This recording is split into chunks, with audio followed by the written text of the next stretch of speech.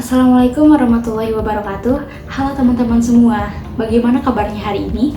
Semoga selalu dalam keadaan sehat dan bahagia ya. Sebelumnya perkenalkan, nama saya Nisa Nurikman Sedia dengan NIM 2000009 dari Prodi Pendidikan Masyarakat Universitas Pendidikan Indonesia. Pada kesempatan kali ini, saya akan sedikit sharing mengenai topik perencanaan kehidupan berkeluarga bagi remaja.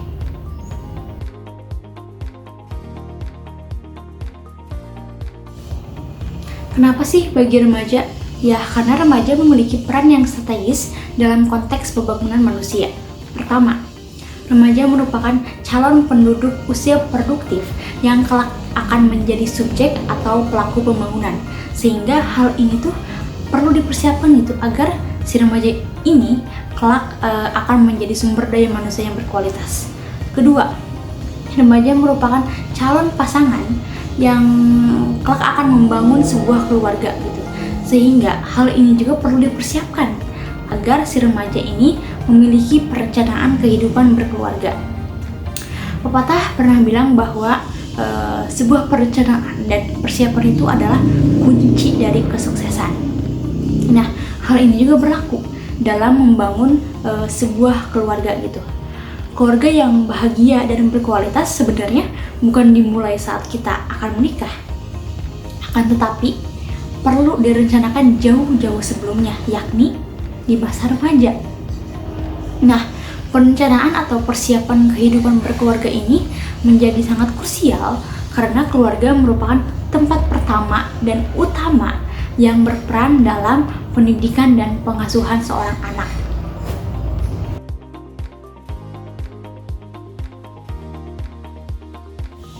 Nah, selanjutnya langsung ke poin pembahasan, yaitu hal-hal apa aja sih yang kira-kira perlu remaja rencanakan dari sekarang.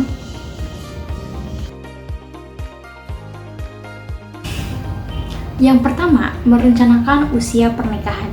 Menurut Badan Kependudukan dan Keluarga Berencana Nasional atau disingkat BKKBN, usia ideal menikah seorang wanita itu minimal 21 tahun dan untuk pria itu minimal 25 tahun. Mengapa ada batasan usia seperti itu? Karena pada saat di usia tersebut, organ reproduksi perempuan itu secara fisik maupun psikologisnya itu sudah kuat dan sudah berkembang dengan baik gitu, sehingga sudah siap untuk melahirkan keturunan. Sementara laki-laki pada di usia tersebut, baik kondisi psikis dan fisiknya juga sudah sangat kuat hingga kelak gitu mampu menopang kehidupan keluarga yang memang tidak akan mudah dijalani gitu ya. Nah, mengapa sih nikah di usia muda atau di bawah usia 20 tahun itu tidak disarankan oleh BKKBN? Karena menikah di usia muda itu akan membawa banyak konsekuensi, mulai dari kesehatan, pendidikan, ekonomi, dan juga sosial gitu ya. Menikah di usia muda itu juga akan memiliki potensi lebih besar untuk gagal atau dalam disebut bercerai gitu ya, karena adanya ketidaksiapan mental dalam menghadapi dinamika rumah tangga gitu ya, dan juga ketidaksiapan gitu dalam bertanggung jawab atas peran masing-masing seperti dalam mengurus atau mengatur rumah tangga, mencukupi ekonomi keluarga, dan juga pengasuhan dan pendidikan seorang anak gitu ya. Selain itu, ada juga resiko mengalami masalah kehamilan seperti bayi lahir dengan berat badan lahir rendah, sehingga itu tuh beresiko stunting ya, serta potensi kanker rahim atau serviks pada remaja. Di sisi lain, terkait kehamilan, BKKBN juga menyarankan agar calon ibu itu mengandung pada usia 20 tahunan hingga 35 tahunan saja. Hal itu bertujuan untuk mencegah resiko kematian dan perburukan kesehatan pada janin dalam kandungan. Menurut BKKBN, apabila seorang calon ibu hamil di luar usia tersebut, maka potensi cacat bawaan, kelainan, hingga gangguan fungsi organ tua akan semakin tinggi gitu ya. Kemudian dari sisi ibu hamil, sang calon ibu juga itu akan memiliki resiko tinggi terjadinya berbagai penyakit gitu, seperti diabetes, anemia, hipertensi, pendarahan, hingga penyakit jantung.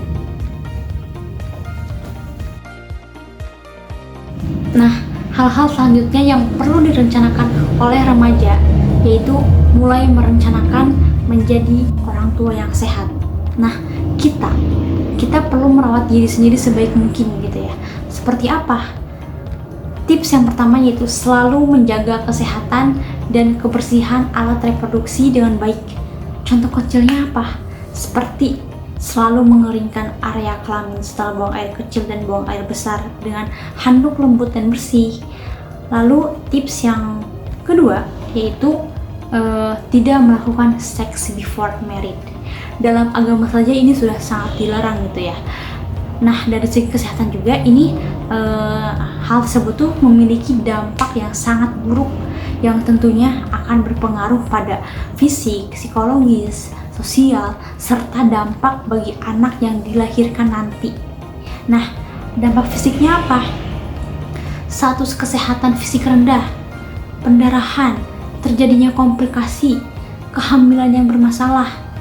Nah, selanjutnya dampak psikologisnya, tidak percaya diri, stres, lalu ada rasa malu gitu ya.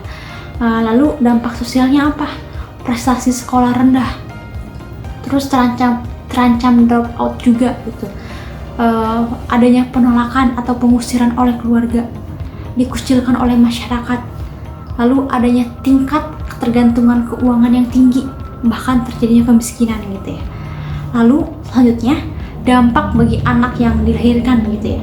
Anak akan mengalami status kesehatan yang rendah, keterlambatan perkembangan intelektualitas, dan masalah sosial lainnya. Tips sehat selanjutnya yaitu tidak merokok maupun konsumsi alkohol, dan juga berusaha gitu ya untuk selalu mengonsumsi makanan bergizi serta berolahraga dan istirahat yang cukup.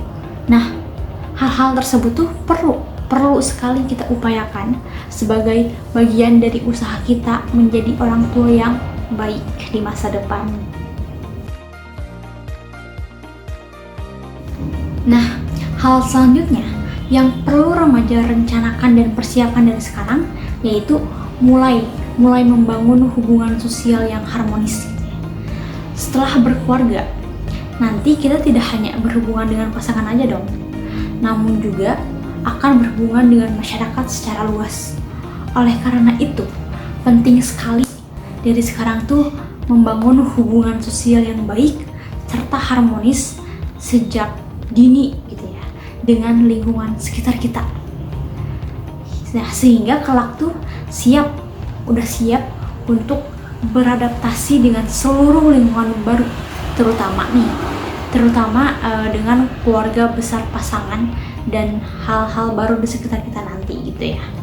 Oleh karena itulah remaja seperti kita perlu sekali untuk menyusun rencana kehidupan berkeluarga sehingga kelak kita bisa menjadi orang tua yang hebat yang dapat memenuhi kebutuhan jasmani, rohani, dan sosial anggota keluarga kita.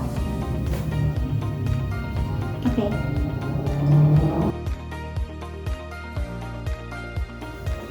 Cukup sekian sharing topik mengenai perencanaan kehidupan berkeluarga bagi remaja.